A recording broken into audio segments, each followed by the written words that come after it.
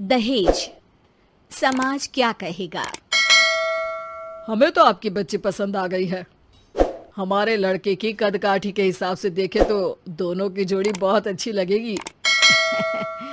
जैसा आप सही समझे। बेटा योगेश, तुम दोनों को अगर टाइम चाहिए तो आपस में अकेले में कुछ बात कर सकते हो। हम बाहर चले जाते हैं। जी पिताजी, जैसा आप कहें। योगेश और सविता को अकेले वक्त देकर सब वहां से चले जाते हैं। चाय कैसी लगी?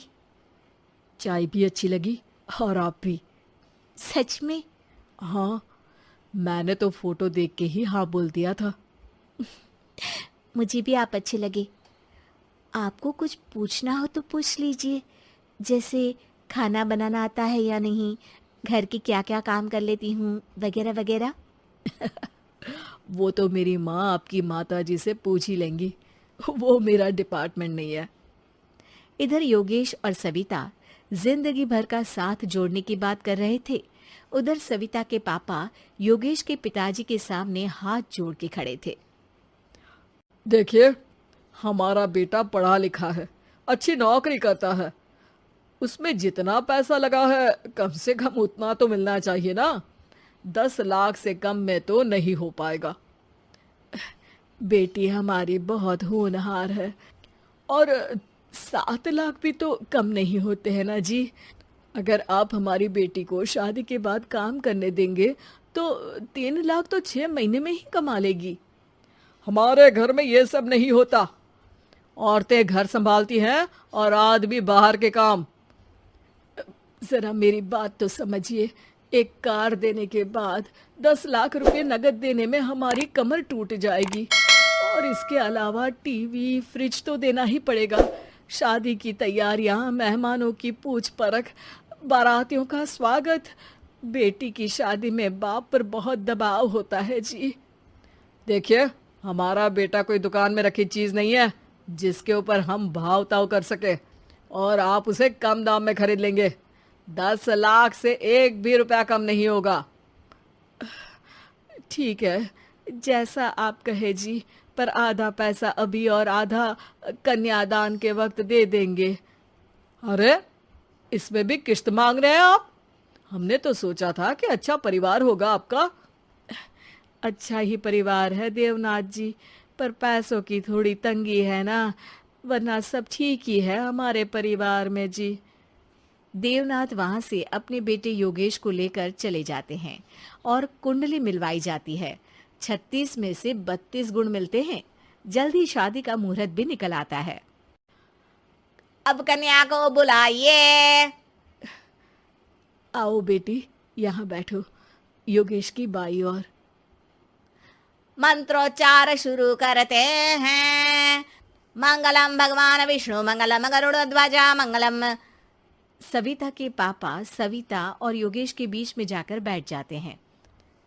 बेटी, तेरी माँ को यहाँ बैठना था, पर तेरी विदाई नहीं देखना चाहती होगी शायद, इसीलिए पहले ही चली गई। बाबा, हंसी खुशी का माहौल है, रोने का समय तो विदाई के वक्त होता है ना, तब ये इमोशनल अत्याचार कर लेना। अभी तो मुस्कुराइए, कैमरा आसपास ही है। तभी पीछे योगेश के पिताजी आ जाते हैं। अभी तक पैसे नहीं आए आपके यहाँ से? उठा लूं क्या बेटे को? आते ही होंगे, मैंने अपने छोटे भाई को व्यवस्था करने के लिए कह दिया था। अरे तो जल्दी कराइए ना, वरना देर हो जाएगी। समझ रहे हो ना आप? योगेश और सविता दोनों एक दूसरे की तरफ देखते हैं। सविता चाहती है कि योगेश कुछ बोले, पर योगेश अपना मुंह दूसरी तरफ फेर लेता है। पापा, कितने पैसे की बात की है आपने? अरे बेटी, तुझे इससे क्या मतलब? मेरी डील की है ना, तो मुझे तो पता ही होना चाहिए। कन्यादान की विधि शुरू करेंगे। तभी योगेश के पिता वापस वहां आ जाते हैं। पैसे देते हैं या बेटे को उठवा लूं? मैं आपके हाथ जोड़ता हूँ जी, थोड़ा सा इंतजार कर लीजिए। देवनाथ वहां से चले जाते हैं।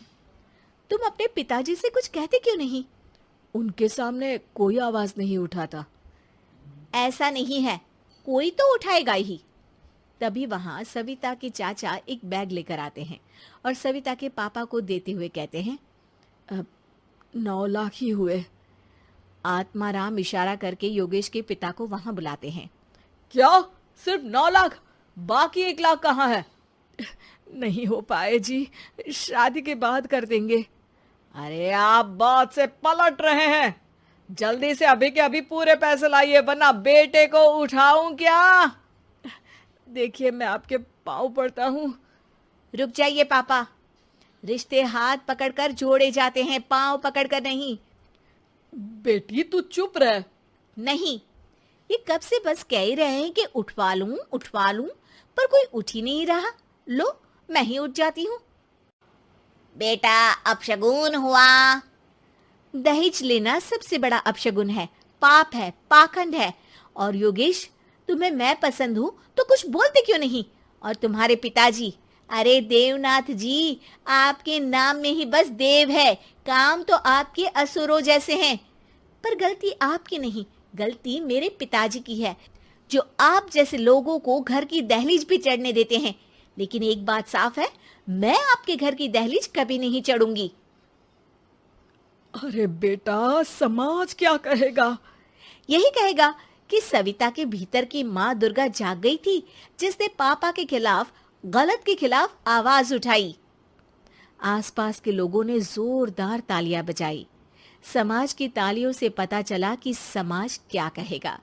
समाज ने सविता की बात को स्वीकार भी किया और उसको अपने सर आंखों पर भी बिठा लिया। सविता के पिता में हिम्मत जागी और उन्होंने कहा, देवनाथ जी, आप कह रहे थे ना बेटे को उठा लूं क्या? उठा लीजिए। हमारी बेटी को आपका लड़का पसंद नहीं है और हमें आप